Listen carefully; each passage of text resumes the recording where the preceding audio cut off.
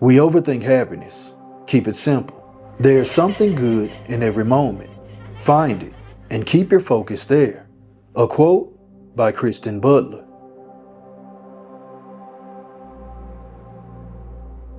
It's the little things in life that truly make a difference. The things you never notice until a person is gone. And as you grieve their absence, it's only through that pain that you'll learn to heal.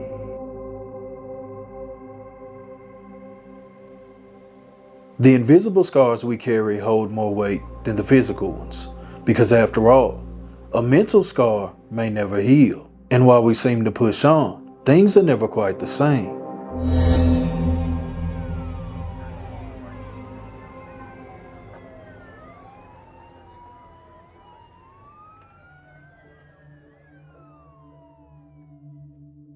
September 19th, 2017.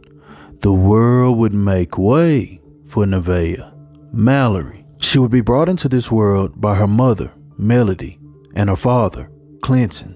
Nevaeh's mother, Melody, is someone who was originally from Philadelphia. However, her mother would move to Chester, Pennsylvania, and as fate would have it, she would run into Clinton. After meeting, love would blossom, and before you know it, they're 4 kids deep, and one of those children was Neveah. By the year of 2022, Neveah would be 4, going on 5. By now, she's described as a light, someone who enjoyed dancing, doing TikTok, and even doing makeup.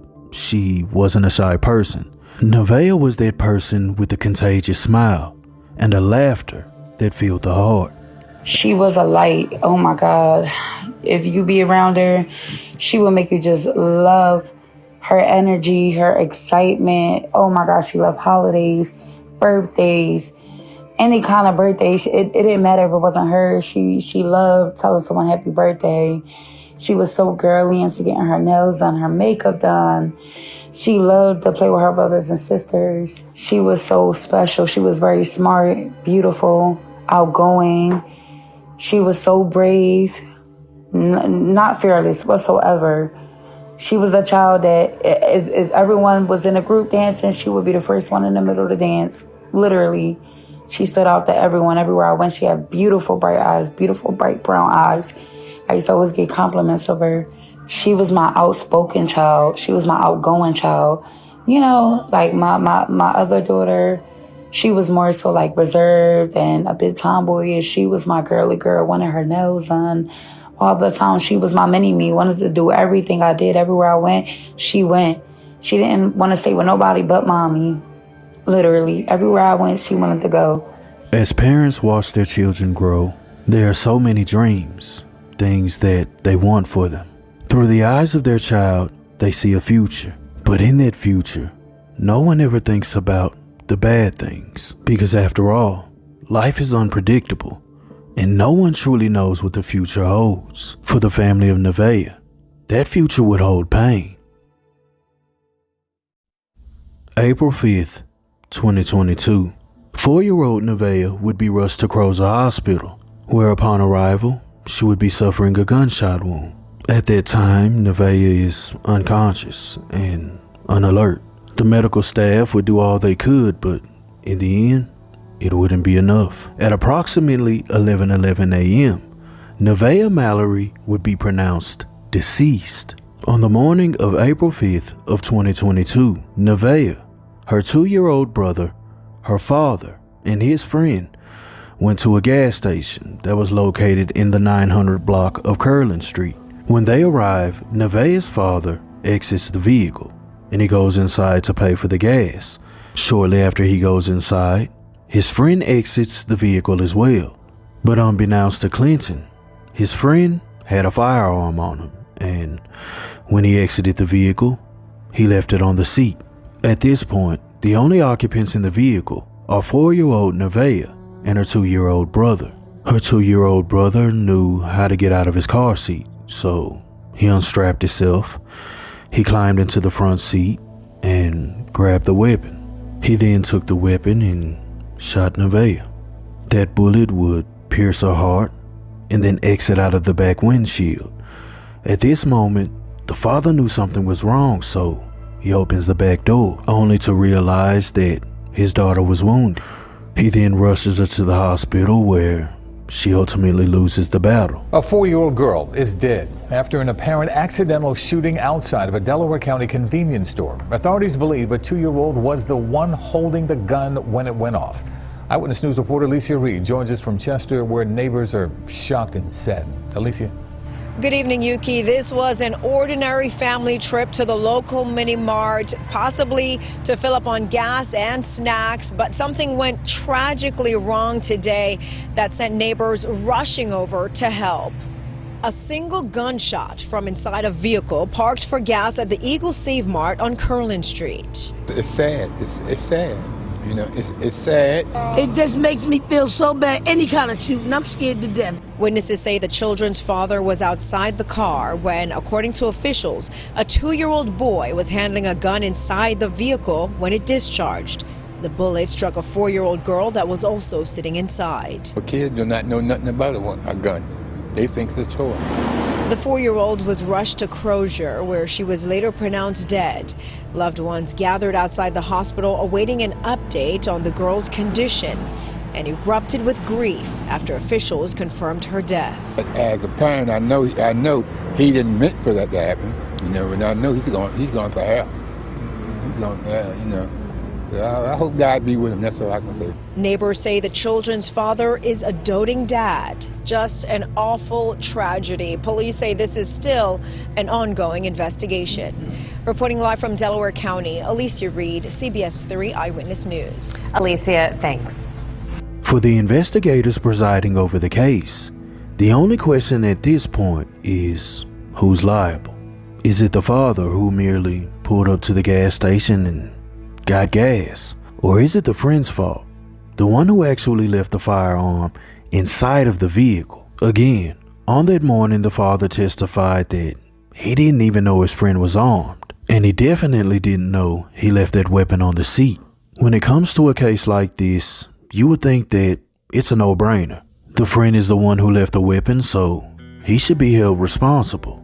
But when it comes to justice, there's always some type loophole. In the state of Pennsylvania, as long as you have a license to carry and the weapon is registered legally, then you can legally leave a weapon inside of a car. Apparently, it doesn't matter if there's occupants in the vehicle, even if they're underage children.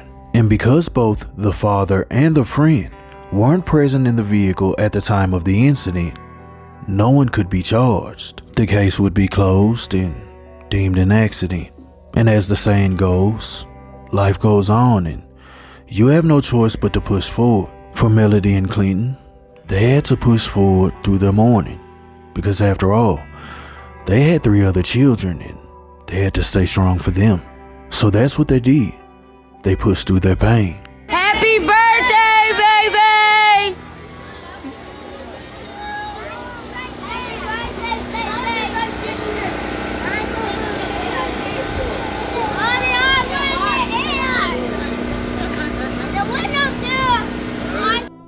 Two years later, the family would be hit with yet another tragedy. On May 9th of 2024, around 2 a.m., the family would be awakened to a loud noise. At this time, Clinton is asleep on the couch with his daughter, and Melody is there as well. She's on the opposite side with her son. Shortly after the loud noise, they would discover that Clinton was injured and needed immediate medical attention. Around like 2, it had to be like 1:50 to 2 a.m. I hear a loud boom. And I hear Clinton calling my name. And he was saying like, you know, everyone calls me Mel. He was like, Mel, Mel. And I open my eyes. And when I open my eyes, I see him standing in front of me. So I'm like, what's wrong? What? And he's like, I popped something. Now, mind you, like I said, we were sleeping. So I didn't know he was shot. He didn't know he was shot. We didn't know, you know, what happened. I just know I heard a loud boom, you know. So he's like, I popped something. So I'm like, what's wrong? Like, you know, I see the blood. At the time, he had a white T-shirt on. His shirt became filled with blood. I jump up and I call 911. You know, I'm on the phone with dispatch telling them, you know, where to come at, what's going on. And at the time I didn't know it, but thinking back, he was, going in and out of consciousness, and he kept collapsing on me. So he collapsed on me a couple times. And the first couple times, I was able to fall back on a couch because he was a 6'3", 220-pound man. He was a big guy.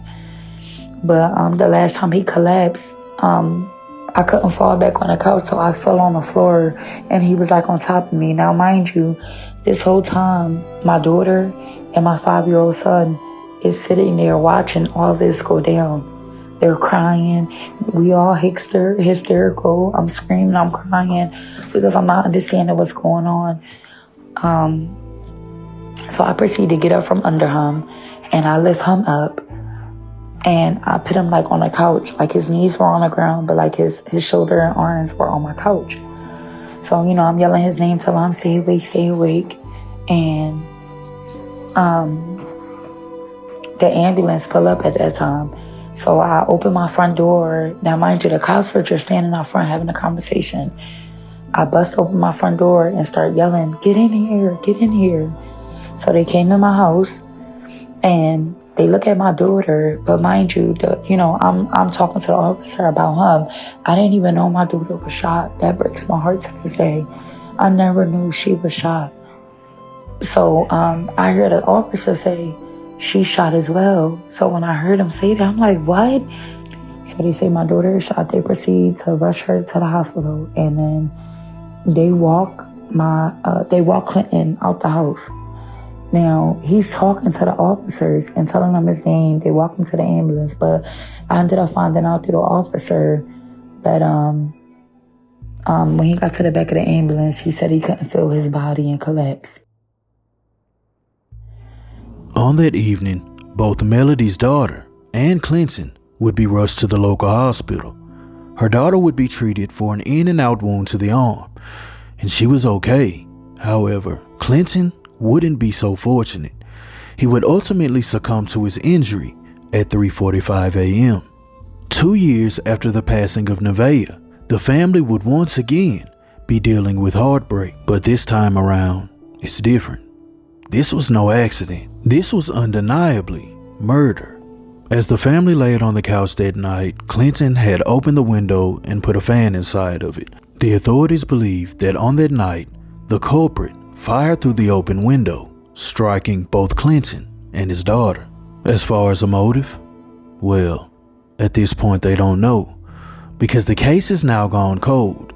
The only piece of evidence they had is a bit of surveillance tape captured on that early morning. Around 2 a.m., a car can be seen pulling up and parking on top of a hill. This hill overlooks the property of Clinton Mallory. It is alleged that in this tape, he runs down the hill towards their home, where he then proceeds to fire through the open window.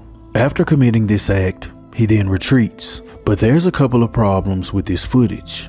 1, the footage is grainy. And 2, the family has never even seen it. The surveillance tape was merely described to him. And as of now, there are no updates. From all accounts, Clinton was a hard-working, great father. And at this moment, his case is still unsolved. He was a devoted father. He was a great dad to his kids. He was a hardworking man. He went to work every day, never missed a day, never called off from work, ever. He was a cook at a retirement home. He was awesome. He loved to ride four-wheelers. He was a very good mechanic. He can work on a car. He could work on anything and knew how to, fix it, whatever it was. He was a very good handyman. He took good care of us. He was our sole provider. He made sure the rent was paid, bills was paid. He made sure we always had, everything we needed. I would be forever grateful for him because he showed me what a real man is supposed to be and how a real man is supposed to treat a woman and raise their kids. So I will forever be grateful for him. But he's just so emotional. I'm sorry. He ended up dying at the hospital at 3:45 a.m. And, you know, my daughter, she survived. Her bullet went through her arm and came out the back of her arm. But she will forever remember that, you know, she was shot and lost her dad on her 10th birthday. This is something she has to deal with for the rest of her life. It's traumatizing, it's heartbreaking, and then the person who done it is still on the run. No one is arrested behind it. It has now been over a year, and the case has gone cold. The family is completely in the dark. They periodically call the station for updates, but at this point, they're not even talking to them, which in most cases means they have absolutely nothing.